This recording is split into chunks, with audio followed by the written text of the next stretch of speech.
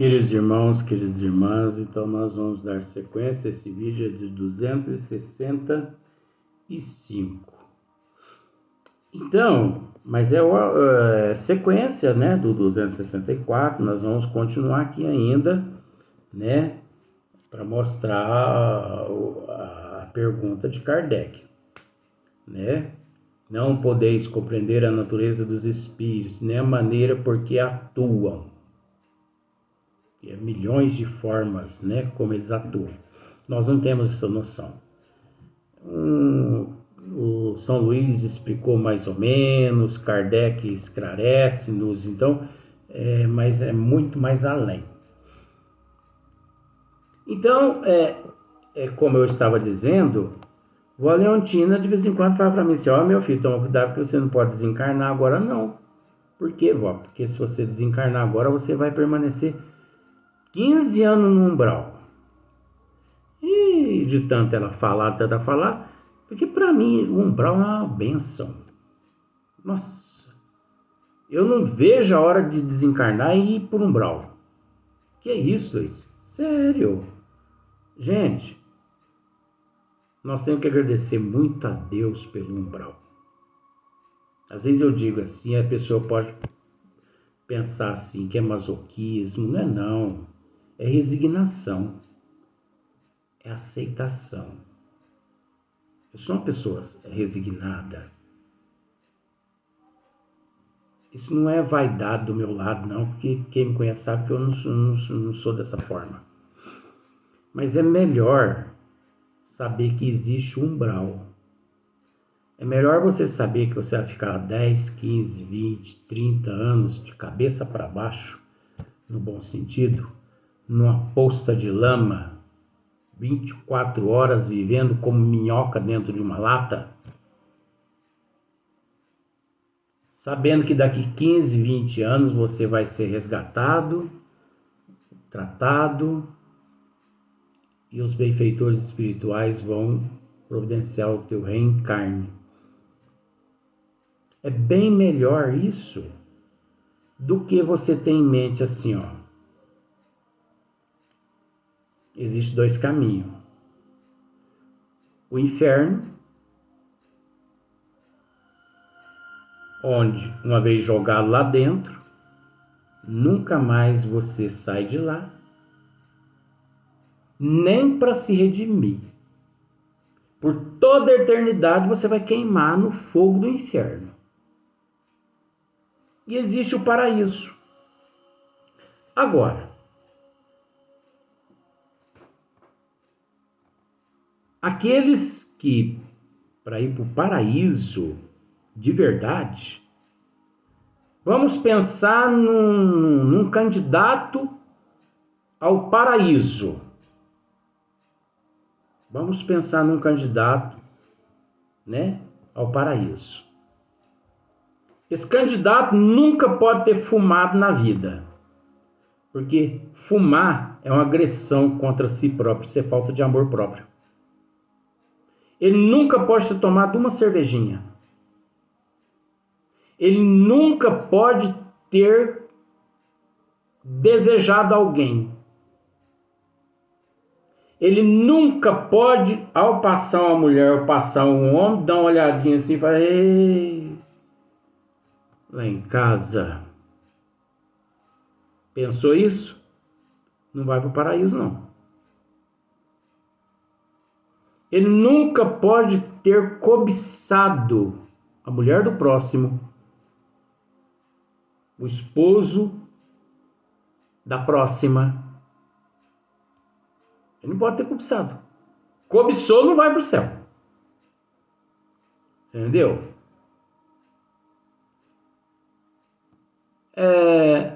Nunca pode ter traído. Nunca ele ou ela pode ter alimentado desejos, fantasias sexual. Só o arrozinho com feijão, que é o básico. Só, o básico. Crescei e multiplicai. Só. como os animais. Pronto. Você agiu como um animal, cresceu e multiplicou como um animal. Sim. Até porque a gente sabe que quem vai para o céu são os irracionais. Porque os racionais não vão para o céu. Todo racional vai para as colônias espirituais. Porque ele sabe que não existe o céu. Então muitos dizem assim que Deus um dia vai vir e Deus vai ressuscitar os mortos, né? Eu penso comigo, bom, de acordo com o conhecimento que eu tenho, que se Deus vier realmente à Terra, ele vai ter que vir para aumentar o inferno. Porque ele não vai encontrar santo. Sabe por quê? Porque santo não existe. Nem os filhos que acabam de nascer são santos. Nem o bebezinho que está no colo, amamentando ali no seio da mamãe, não é santo. Por quê? Por causa da imortalidade da alma, aquele bichinho lá em vidas passadas foi terrível. Então ele traz todo o registro de vidas passadas.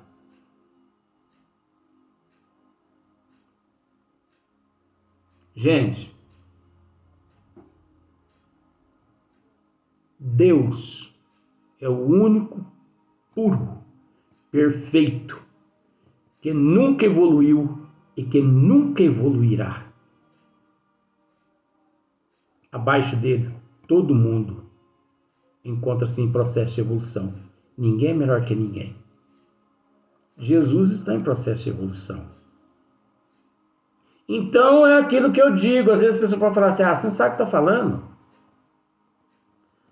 Disseram isso a Galileu Galilei também, quando ele apresentou a teoria do movimento do Sol, dos planetas, né? Depois tiveram que se curvar perante a Galileu, porque ele estava certo mais que todo mundo. Então não me preocupo que as pessoas comentam, entendeu? Mas se Deus realmente vier, não vem não, mas se Deus realmente vier, ele vai vir para aumentar o inferno. Por quê? Porque ele vai ter que aumentar o inferno para poder colocar o resto dos seres lá dentro do inferno. Porque é tanta gente, mas tanta gente, que não vai caber nesse inferno, só que existe aí não, de Dante. Esse inferno da mitologia, não, né? Então, acho que já comentei isso, vó. Então eu não posso desencarnar agora, tal, 15 anos no umbral, vó? Sim, mas e os 3.000 vídeos que já gravei já, vó? Não significa nada, pensei que, né, ia abater lá uns 10 anos, né, nesses 15 anos. Ela falou, não, meu filho, esses 3.000 vídeos aí significa 3 minutos. Pensa em 15 anos, pensei. Ela falou, agora menos 3 minutos. Jesus, Maria, José. Como um dia eu fiz uma pergunta ao professor. Professor, pois não, meu filho? O que eu fui em vidas passadas? Porque as pessoas gostam de querer saber o que ele foi em vidas passadas, né? E se você fala que a pessoa foi um mendigo, que foi uma mendiga... Não, eu fui uma rainha. Eu fui Nero. Eu fui Calígula. Eu fui Tibério. Mas ninguém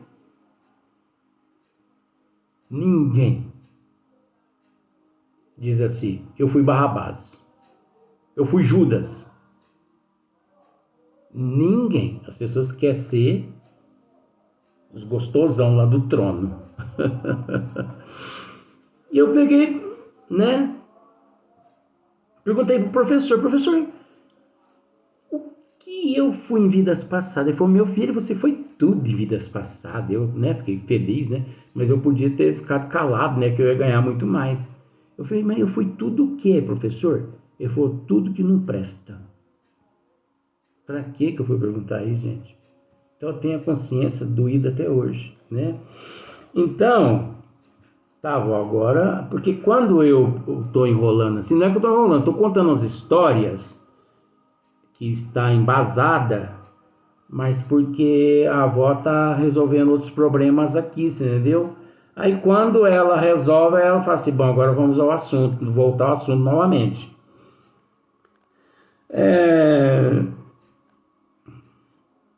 Estes necessariamente hão de corresponder à organização que lhes é própria.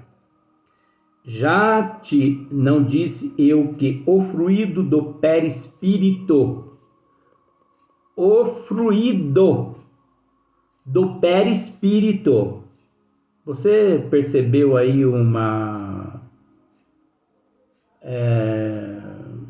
sentido duplo aí? O fluido do perispírito. Então o perispírito, ele é algo independente do fluido? Agora nós temos que voltar aqui agora, ó. Não podeis compreender a natureza dos espíritos, nem a maneira por que atuam. Então, com relação ao perispírito, essa questão agora eu tenho que ficar calado, porque olha aqui, não sou eu que estou dizendo.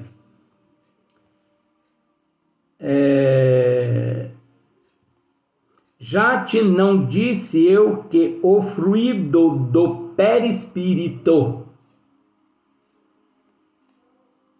o fluido do perispírito. Então eu tenho que me calar perante essa questão aqui agora. Vamos continuar. Penetra a matéria e com ela se identifica. Por quê que tem fundamento isso aqui? Porque nós temos que entender que depois dos trabalhos de manifestações físicas, aquele fluido animalizado, aquele fluido perispiritual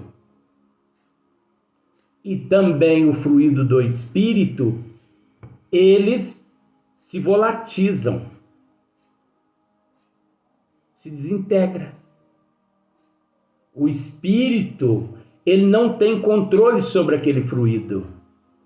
Então, tem fundamento realmente o que aqui está escrito. Olha, mas tudo tem fundamento. Tem, mas aí é aonde chega a questão. O fluido do perispírito. Quer dizer que o perispírito, ele secreta um fluido. Que fluido é esse? Nós não temos condições de saber. No nível que nos encontramos, não. Agora, não é só um fluido. E sim milhares de outros fluidos. Agora, e se tratando em matéria de perispírito, imagina o eu. Nossa. Anima. Identifica que a anima de uma vida fictícia. Pois bem, quando o espírito põe os dedos sobre as tecras, né? Porque ali, aquela mão está ali, né? Dedilhando ali, não está? Então, esse é um dos efeitos. Quando o espírito põe os dedos sobre as teclas, isso é São Luís ainda esclarecendo Kardec. Realmente os põe e de fato as movimentam.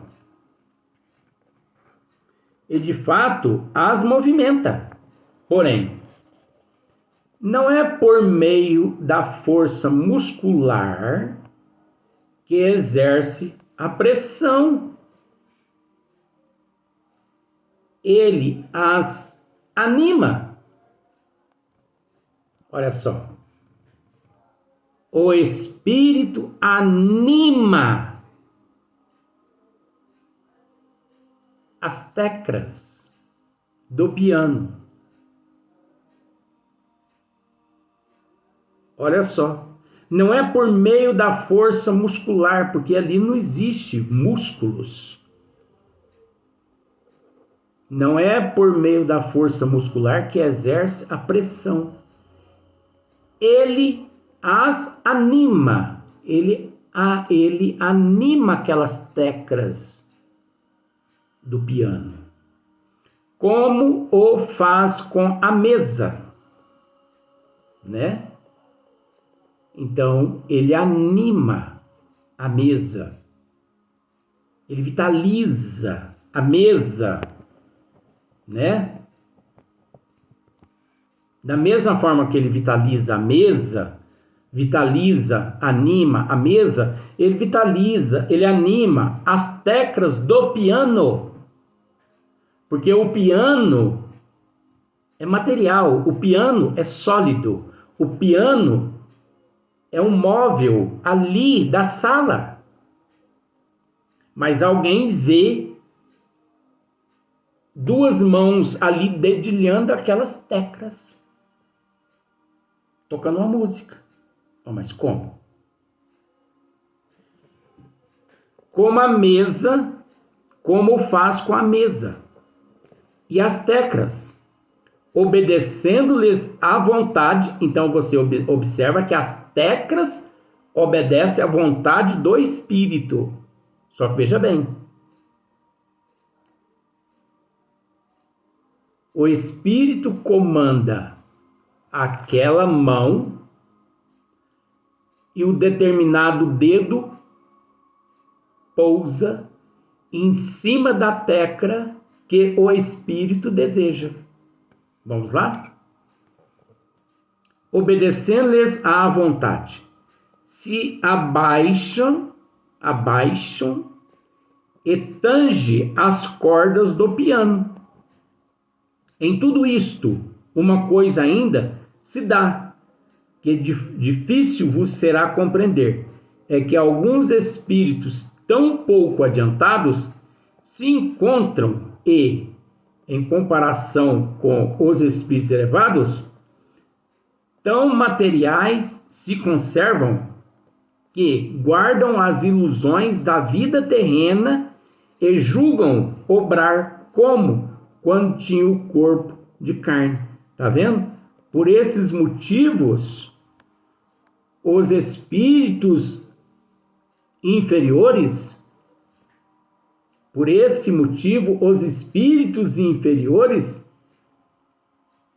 o seu perispírito tão materializado, ele ali tão somatizado, ele ainda acha que encontra-se no corpo físico.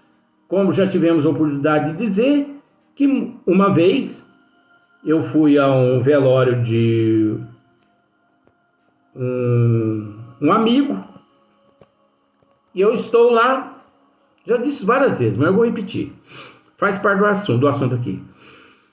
E eu estou lá, né, muitas pessoas presentes, já faz muitos anos já, não vou dizer o nome também da pessoa também, é lógico, uma questão de ética.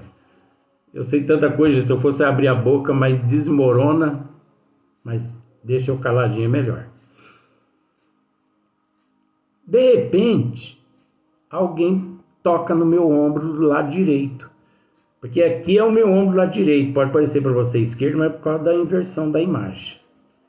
Alguém tocou aqui no meu ombro. Olhei esse de lado assim. Era o espírito do morto. E ele era meu amigo, né? Por isso eu estava lá, né, assim, dando as condolências para a família, aquela coisa toda, né? Aquela farsidade toda. Mas tá bom. Ele perguntou para mim assim: Luiz, quem morreu? Já fez assim com o dedo, ó, quem morreu? Aí o bom senso bateu na minha razão, então eu não falo ali naquele momento que a pessoa... Eu falei assim, sabe que eu não sei. Ele falou, você não sabe não? Eu falei, não sei. Procura saber, se você descobrir, você me fala. Falo. Fala sim, fica à vontade. E ele passou por mim assim e foi e abraçou a mãe dele que estava rente ao caixão. A mãe dele chorando porque a mamãezinha dele, encarnada ainda. Então a mãezinha chorando, os outros irmãos chorando. E ele também começou a chorar com a mãe dele. Né? Junto com ela, ele começou a chorar. E eu percebi que de vez em quando ele olhava assim no caixão, assim, olhava no rosto do presunto, olha, presunto não, desculpa, do defunto. Eu ia falar defunto, foi presunto. Ele olhava assim e ele não conseguiu identificar que era ele. Mas é por esse processo aqui, ó.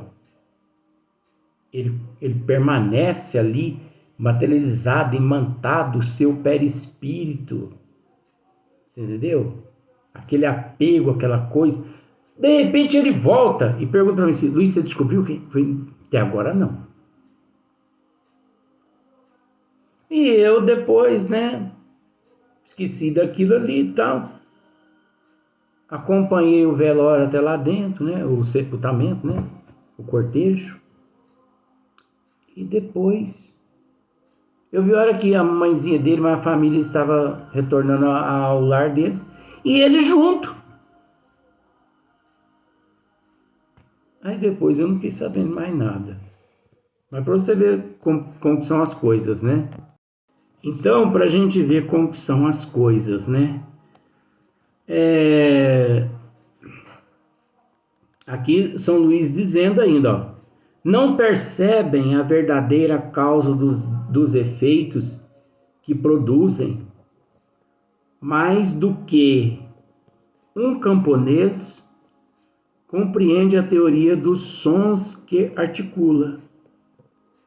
Perguntai-lhes como é que tocam piano e vos responderão que batendo com os dedos nas teclas, porque julgam ser assim que o fazem. Se você pergunta a um ignorante, a um camponês, né, como se toca uma música no piano, batendo o dedo na tecla. O efeito se produz instintivamente neles, sem que saibam como, se bem lhes resulte da ação da vontade. Dependendo o espírito, até ele mesmo ali não sabe o porquê que aquele som está sendo produzido, está produzindo aquele som, porque até ele ignora de que aquilo ali é possível e que parte-se dele. O mesmo ocorre quando se exprimem por palavras. Por isso que São Luís, logo de início, já vai dizendo: não podeis compreender a natureza dos espíritos, nem a maneira por que atuam, porque isso é muito complexo, isso é relativo, isso está de acordo com a evolução do espírito. É a evolução. E obviamente pelo fato de nós nos encontrarmos mesclado a uma desigualdade evolutiva, então pensemos da seguinte forma: na Terra hoje, 2022, aproximadamente 8 bilhões de pessoas. Multiplica isso por 100 bilhões. em matéria de manifestações, ou melhor, em matéria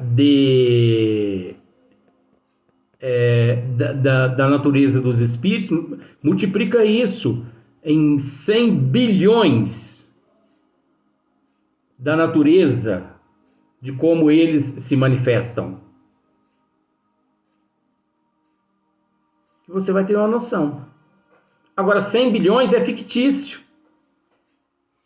Como a vida fictícia aqui atrás. São Luís tratou. Tá vendo? Parece que é difícil, mas não é difícil. Nós só temos que raciocinar. Porque encontra-se tudo muito bem esclarecido, muito bem explicado. Nós só temos que raciocinar. Tem pontos que nós podemos avançar, até 10 quilômetros. Tem pontos que nós não podemos avançar, nem 5 quilômetros, nem 1 quilômetro. Ainda mais quando São Luís vem e nos diz: não podeis compreender a natureza dos espíritos, nem a maneira por que atuam. Ora, se não podemos compreender a natureza dos espíritos, nós vamos acabar batendo essa tecla para quê? Por que nós não compreendemos a natureza dos espíritos? Devido ao nosso nível evolutivo. Desejamos compreender? Desejamos. Tratemos de evoluir. A melhor solução.